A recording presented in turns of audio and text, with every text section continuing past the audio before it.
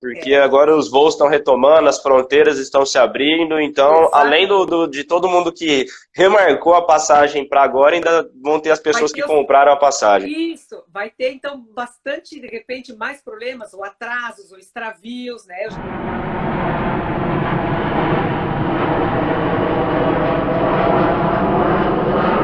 Com o doutor André Baroni, que ele é advogado de Ribeirão Preto, São Paulo. A gente está falando sobre os direitos do passageiro. Essa é a parte 2 da live. Olha, eu aprendi muitas coisinhas assim que eu não sabia. Né? Que bom, que bom. Se pelo menos 50% você puder utilizar aí, eu já fico muito contente. Temos mais alguém com conhecimento sobre o que pode ser feito, né? Ana, eu comentei com você que a gente tinha a regra geral, né, da questão dos prazos de 19 de março de 2020 até 31 de dezembro de 2021, né? Essa é mais a regra geral desse estado aí de pandemia que a gente está. Só que a gente tem uma regra um pouquinho mais específica, que no caso é entre 14 de maio de 2020 até agora em outubro, dia 30 de outubro de 2021, que está prestes a trocar e vamos ver o que acontece, né? Então, sobre isso, o que seria? Seria a alteração programada de voo. Pela a regra antiga, né, antes da questão da pandemia, caso a companhia aérea, primeiro para dizer que a alteração programada de voo não é nenhum cancelamento e não é nenhum atraso, é uma outra coisa que é realmente uma alteração programada, né? Não é que seu voo foi cancelado ou atrasado. Então, antes, a companhia aérea ela tinha que avisar o passageiro, né, o consumidor, com 72 horas de antecedência do voo no mínimo, né? Agora, por conta desse período de pandemia, que tudo está bem realmente em cima da hora, às vezes fecha alguma coisa e não dá para voar, às vezes está dando algum outro tipo de problema. Então, o tempo que a companhia aérea ela tem que avisar é com 24 horas. 24 horas, exatamente. Mas essa regra, preciso deixar claro que está próxima ou de acabar e de voltar ao anterior ou de postergar aí até final de dezembro. Imagino eu que deva seguir até final de dezembro para ir junto com a outra, né? E se por acaso ela te avisar com menos de 24 horas ou se essa alteração no voo, então seu voo era 4 horas da tarde, né, 16 horas. Se essa alteração, no caso de voos nacionais, ela for superior a 30 minutos, ou em caso de voos internacionais for superior a 1 hora, você tem o direito de escolher entre o reembolso dessa passagem aérea ou voar por ou voar através de uma companhia aérea diferente. Então, por exemplo, eu vou voar daqui de Ribeirão Preto para São Paulo. Não conseguiu, não deu certo, mas tem uma outra companhia aérea que faz o mesmo voo e no prazo que eu preciso. Exatamente. Eu consigo realocar isso daí. Basta entrar em contato, explicar tudo certinho. Lembrando que se der problema, se nada der certo, vão atrás dos seus direitos. Isso.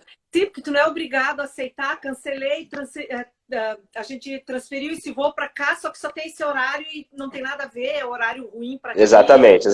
Por que sou obrigado a aceitar? Não, né? Exatamente. Se tem essa diferença de meia hora para voo nacional e 1 hora para... Eu não sou obrigada a aceitar. Justamente, Ana, até que você comentou de compromisso, né? Porque, e volto a dizer, quando a gente está falando em contrato de transporte aéreo, a gente compra algo e paga caro por isso para chegar em determinado lugar de forma rápida, né, de preferência, por isso que a gente está pagando mais caro, e num horário fixo. A gente não está pagando para dar algum tipo de problema, né? Claro que eventualmente isso pode acontecer. Então, tem justamente essa questão de que se para voo nacional for uma diferença de 30 minutos, você poder verificar uma outra companhia aérea, algum outro voo que faça o mesmo percurso num tempo que você não te atrapalhe tanto, né? Então, a legislação, ela é muito benéfica para o passageiro, para o consumidor, só que o único problema é que pouquíssimas pessoas têm a ciência do que pode fazer. E são através disso que normalmente as companhias aéreas saem ganhando, né? Porque não vai reclamar de nada e vou continuar. Muito além, Ana, de alguma indenização, né? De, vou entrar para ganhar indenização, vou entrar na justiça. É realmente para valer o seu direito, né? Você tem o direito, você pagou muito caro para isso, né? Muitas das vezes, então é mais por isso. Você paga por um conforto, você paga para chegar em determinado horário, para ter rapidez, enfim. E aí você precisa ter essa contraprestação por parte da empresa aérea. Tá, eu tenho uma outra pergunta que já aconteceu comigo quase, mas sabe o que é quase? Muitas vezes e numa próxima pode acontecer, eu tenho mania de fazer assim, que eu vejo que sai mais barato eu comprar o voo nacional com milhas, que eu tenho milhas, como eu sou aqui de Porto Alegre, então eu tenho que sair de São Paulo para alguma, então eu compro o meu com milhas até São Paulo e de São Paulo até onde eu for, eu compro daí com dinheiro com outra companhia aérea, sabe? Que não foi comprado junto. E aí, eu sempre compro com uma antecedência, que eu chego lá e eu fico mofando 5 horas no aeroporto, mas eu prefiro ter essa antecedência para não pecar chegar pelo excesso. Aí o embarque doméstico é tu vê o internacional, ela tem que andar lá quase meia hora para chegar lá, né? Arrastando mala até lá. Sim, então, sim, tem sim. que prever tudo isso e tem que fazer um novo check-in, então tudo isso. Então tem que ter uma boa antecedência, que aqui eu calculo, vai atrasar meia hora, 1 hora, chego lá, 1 hora atrás, tudo bem, tá? Sim, sim, sim. Tem aquele prazo. Mas assim, já quase aconteceu de eu sair assim, mas correndo de língua de fora para chegar lá, suando em cima, fazer o check-in, né? Agora a gente faz online, mas já aconteceu quando não era ainda online, a gente fazia na hora. E aí quase perder. Então, assim, o meu voo aqui em Porto Alegre, no sul, principalmente quando tem neblina, quando tem, eu não sei, a influência do tempo também já muda os direitos, né? Mas, assim, atrasou muito. E eu perdi minha conexão internacional de outra companhia aérea. O que eu faço? O que eu faço, Ana? Tem gente que vai falar, você sente e chora. mas não. É exatamente isso, né? Se você tivesse comprado através da mesma companhia aérea, né? Tivesse feito esse bem bolado, né? Esse pacotão, seria tudo um pouco mais tranquilo, né? Mas aqui a gente entra naquela situação. Teu primeiro voo, ele atrasou, e o que te ocasionou como consequência? Você perdeu simplesmente o voo da segunda companhia, né? Que você ia fazer o seu segundo voo. O que eu normalmente recomendo? É possível que você converse com essa segunda companhia aérea, você justifica o motivo do seu atraso, que não foi porque você quis, foi simplesmente por conta da primeira. Às vezes pode dar certo deles emitirem uma nova passagem para você sem custo algum. Porém, se você tiver esse custo, ele entra nos seus danos materiais. É tudo material, tudo matéria, tudo que você desembolsou. Então, se no futuro você quiser cobrar a primeira companhia aérea, né, sobre problemas no seu voo, aí entra nos seus danos materiais. E, consequentemente, todo o estresse causado vão para os danos morais. Eu tenho que entrar, então, por exemplo, a segunda companhia aérea, que é internacional, ela recusou, tá? Então, eu tenho que entrar contra a primeira. Contra a primeira. A segunda não tem culpa, né? Porque o problema foi a primeira que atrasou o seu voo. A segunda não tem culpa. E eu reservei hotel no exterior, perdi a primeira diária, ou perdi todas, porque como eu não compareci, paguei e perdi, né? Tudo entra nos seus danos materiais. E às vezes você vai fazer, não só viagens internacionais, né, mas até mesmo as nacionais, às vezes o passageiro, né, ele já quer, o viajante, digamos assim, ele já quer deixar tudo pronto para evitar qualquer tipo de problema. Ele quer ir e curtir, né? Então ele já deixa, o que eu vou fazer no primeiro dia, no segundo, no terceiro, já tem todos os pacotes, já tem todos os passeios, e aí se você perde o passeio, né? E não tem como remarcar. Você, além de você ter comprado o ingresso, sei lá, de parque ou de show, do que seja, né? Ainda tem também a questão do dano moral, pô. Você perdeu a chance de ver alguma coisa, uma experiência. Então, mas... Como todo caso, cada caso é um caso, né? Então precisa analisar exatamente o que aconteceu. Porque a gente sabe que quando a gente programa uma viagem, ainda mais uma viagem, vários dias, às vezes envolve muitas coisas, né? Uma logística bem... A logística, tudo programado, são muitos sentimentos concentrados juntos, né? E às vezes dá um problema, acabou. Então, muitas vezes você sabe do que você tem direito, mas você acaba caindo na lábia da companhia aérea. Então, faz isso aqui, faz isso aqui. E aí, no momento do emocional lá em cima, você acaba aceitando. Exatamente. Sofrem diariamente, né? Porque até quando eu fui viajar agora, foi no meio da semana, voo lotado. Então, não é só final de semana, feriado. Durante a semana tem muita gente viajando.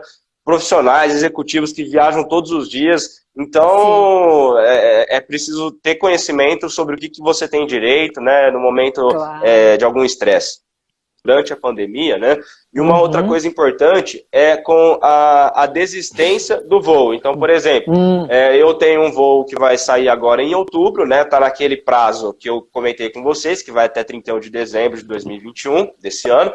E aí eu quero desistir desse voo, não quero mais fazê-lo, né? Eu posso fazer isso? Eu posso fazer isso, tá? Você, enquanto passageiro, consumidor, você pode desistir do seu voo. E o que acontece?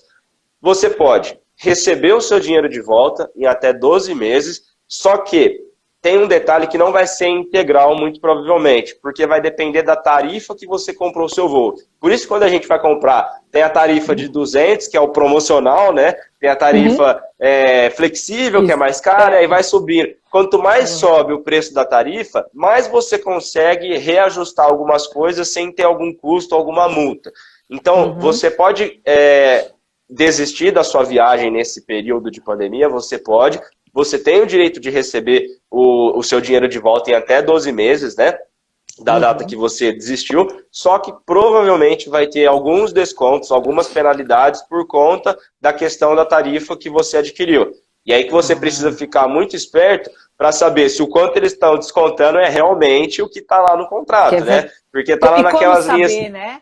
Então, tá naquelas linhazinhas pequenas que ninguém lê e só vai clicando próximo e comprei. Sim, então aí que precisa... Tá comprando, se não aceitar a passagem, não é? Então tu vai lá e pronto, né?